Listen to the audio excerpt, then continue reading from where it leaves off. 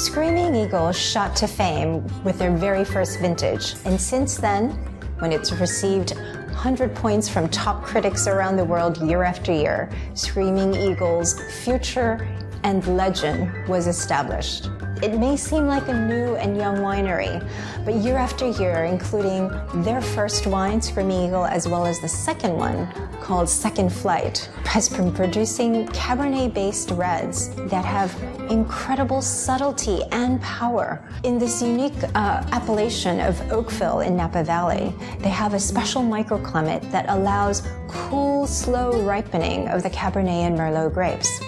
The current owner, Stanley Kroenke, has been able to increase production from a mere 200 cases with the 1994 vintage and now a lot more, around 800 to 900 cases. But it is still a small production for a wine that's highly in demand.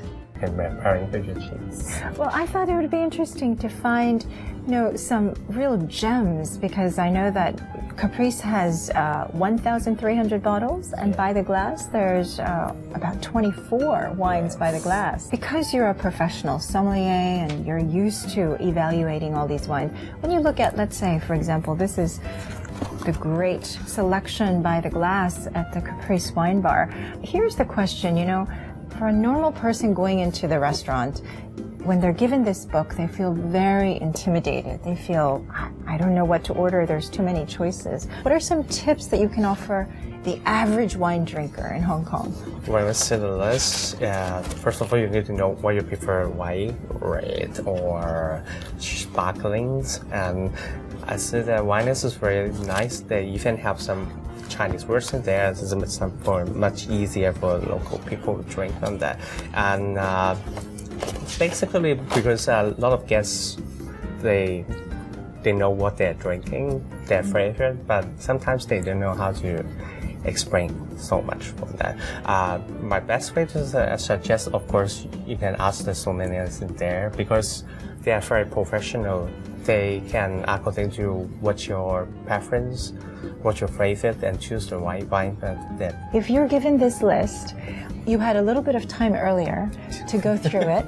Is there one wine that you think offers really great value on this list? Maybe you can try the Joyce Meyer, the Riesling, the 2013. This actually about winemakers who make it is very limited and is a very fruity aromatic, but he have a very nice, elegant acidity balance. Fantastic. It's a very nice white wine for that. We have a wine that was left by Caprice's sommelier, Sébastien Lalneau. It's a Chateauneuf du Pape. Terence, so how popular is Chateauneuf du Pape for you when you see people ordering wine at your restaurant? Actually, it's quite popular for Chateauneuf du Pape, especially it's based on Grenache. Some people, it's much more easy to pairing with the dishes that we have, and they have a lot of herbs and spices because they're blending of different kind of grapes. And for match with our dishes, it's much easier because we also to match with the sauce and also the spiciness that we use in that.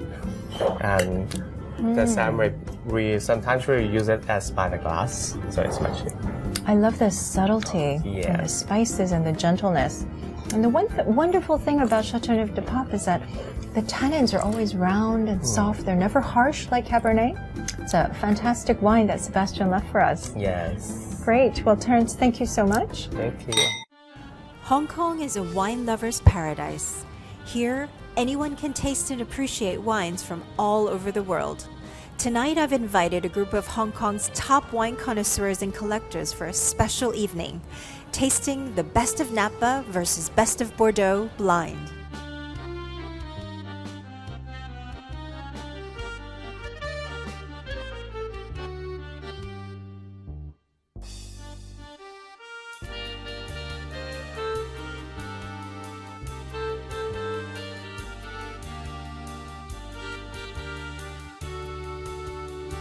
I started drinking wine late 80s because as a member of the legal profession, many of my friends from the profession, they drink wine, many of them from London. So I joined them, I find an interesting topic, so I carry on collecting and drinking. Nowadays, I extend much wider than Bordeaux, first to some New World, maybe Napa, Australia, but of course, Burgundy. I first started getting into wines when I was studying in London, and part of English culture is to enjoy red wines and particularly Bordeaux because of history. I would say now I'm drinking more French wines because I find they're very, very refined, and then they have very good balance, and they're suitable for all kinds of food. From the experience I had in tasting Napa wines and trying them versus the Bordeaux wines, I've understood that the quality of the winemaking is in both regions very similar. Most of the Napa, the character will be much more stronger, much more fruity than Bordeaux.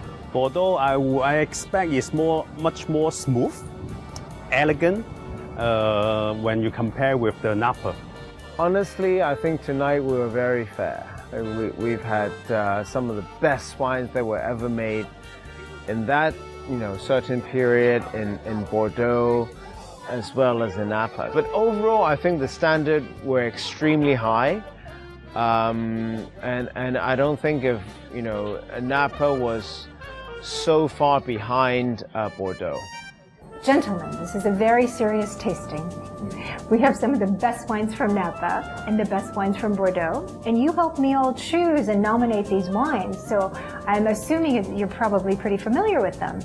So these are wines from 1989 to 1999, and we chose and nominated 8 great wines from Napa and 8 of the best from Bordeaux.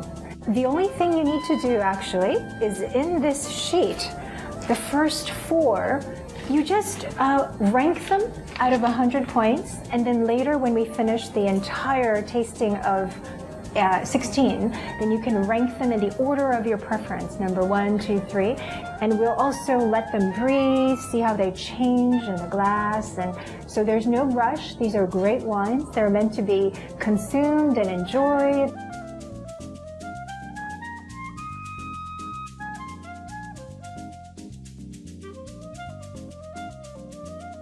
Strength of the Cabernet across them is quite evident.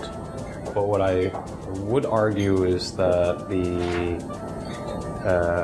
ripeness is identifiable in the sense that the ones that were strongest clearly show they clearly overpower, and as a result of that, I find the delicacy is really in the Bordeaux. The two wines of Bordeaux that you have in this flight. Okay. And Kevin, do you think that sometimes Napa is disadvantaged because it is a little more restrained and not as ripe? I feel a little bit like tonight with the food. I think the Napa wines are going to be slightly disadvantaged because I think with the big steak, I think the Napa wines with the fruit actually goes very well with the steak. But we're having very more delicate, refined French food. It may favor the slightly more refined Bordeaux wines. Yeah. Love at first sight. Number 1 wine, the nose is so sexy and so elegant. My guess is probably Napa wine, but it really can compare with the top Bordeaux wine in terms of balance, in terms of elegancy, in terms of complexity. It's something like very mature, all around, no corner anymore. It's my choice. Yeah? Okay. Roger, what about you? My choice is number 4. Okay. Is the aftertaste is very long, so I like it. I thought number 1 really stood out. That's the one that has the most precision. It has the right ripeness, the acidity, and it was really delicious. There's still a bit of tannins remaining, and I thought that the whole wine was probably the most well structured out of the 4. Great. So I rated it the highest. Okay.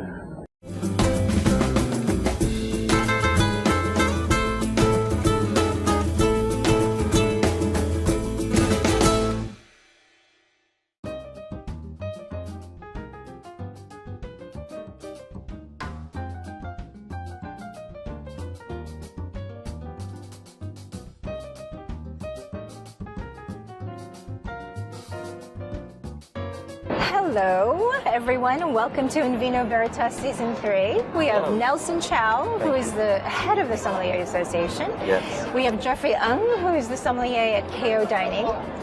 We have Derek. Welcome back again, Derek. Yep, Lee from Mr. and Mrs. Fox. And we have Reese Choi, who is from...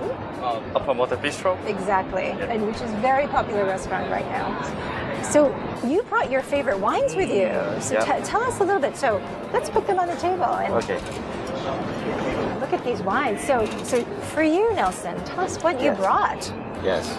Well, actually, everybody like white wine nowadays, but I still love in red, and particularly the South Australian Shiraz. Yes. Because it gives a very full body, big, round fruit character, and then it really suits with the Chinese palates.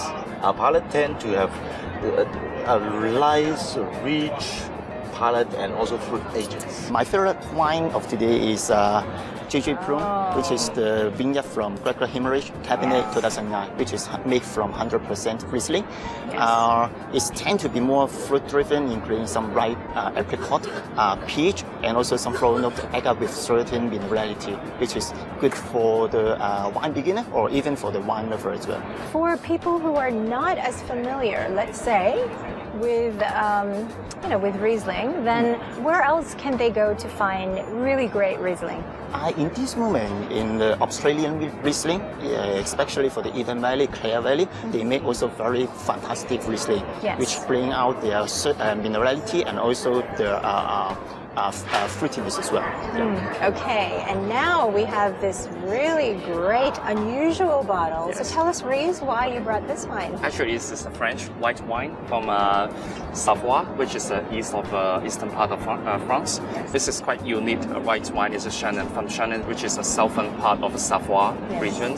And the grape variety is a Becherons. Actually, it's a very well-known grapes, Poussin from Rhone Valley. Yes. I love some white wine, which is more unique, very intense, a little bit of dry apricot, a very long-lasting of minerality, and also a very well-balanced white wine I like, so I picked this one. Great, well thank you very much. And we have another great wine.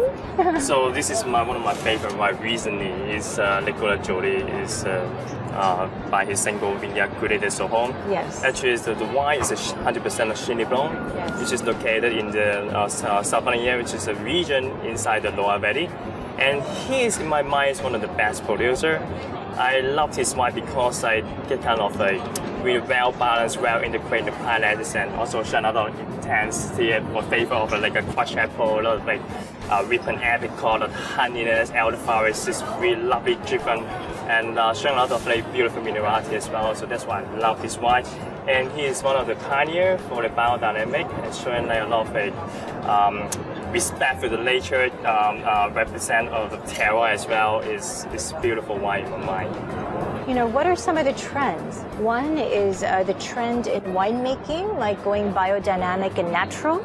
So how important is that in Hong Kong? It's all about how to protect the environment. I think it's a very important issue for the world. And those winemakers more like respect the terroir as well, respect their own vineyard. I think it's very important. So in the vineyard, we know that it's important to be sustainable and caring for the environment. But what about customers? If you tell them that this is biodynamic and this person doesn't put pesticides and uses organic biodynamic methods, is your customer intrigued? Are they interested? Does it make a difference?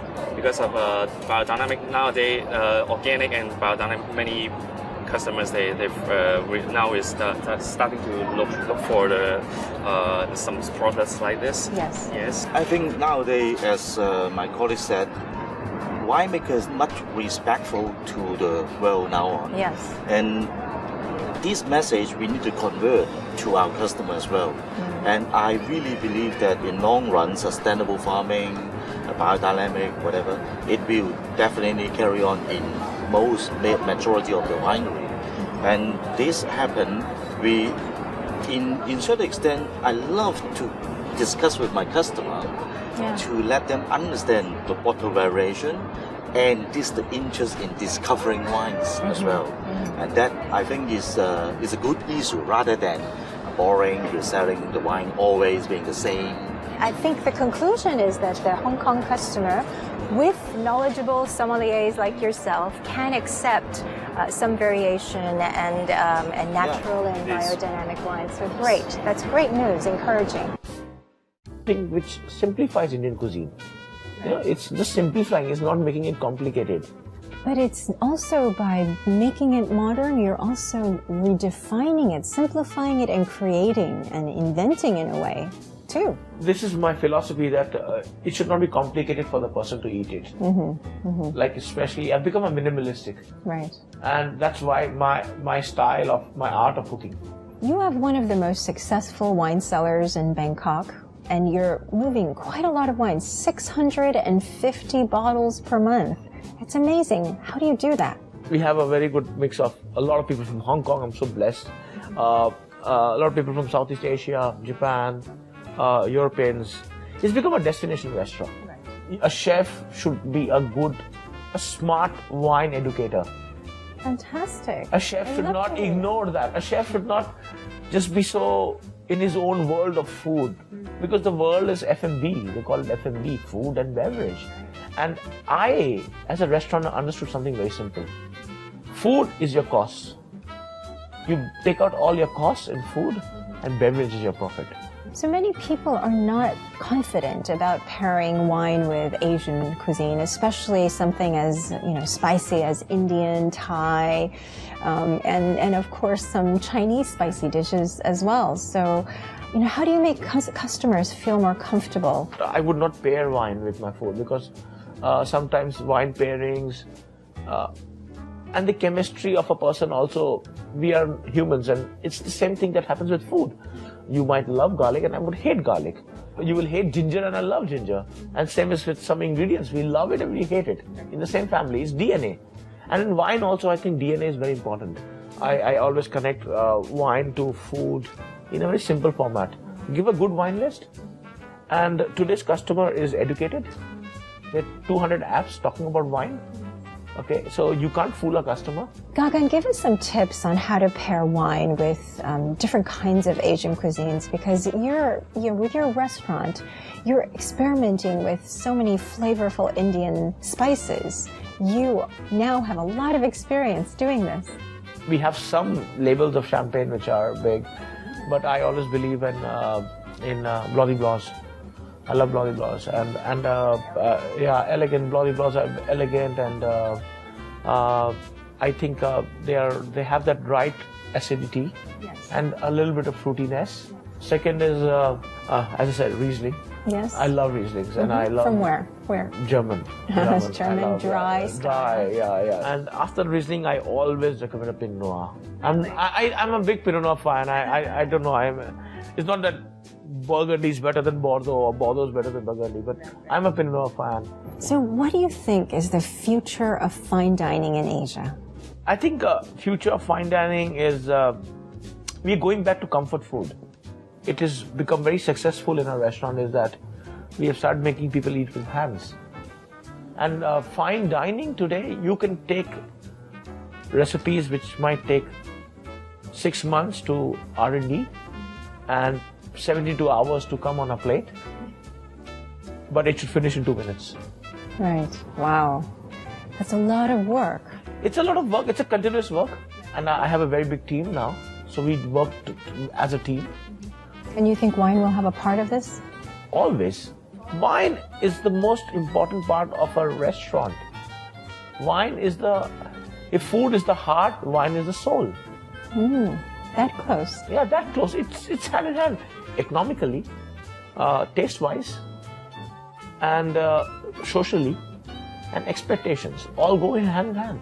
Well, Gagan, it's been a pleasure having you. Yeah, cheers. Thank you so much. Thank you. Thank you. Thank you.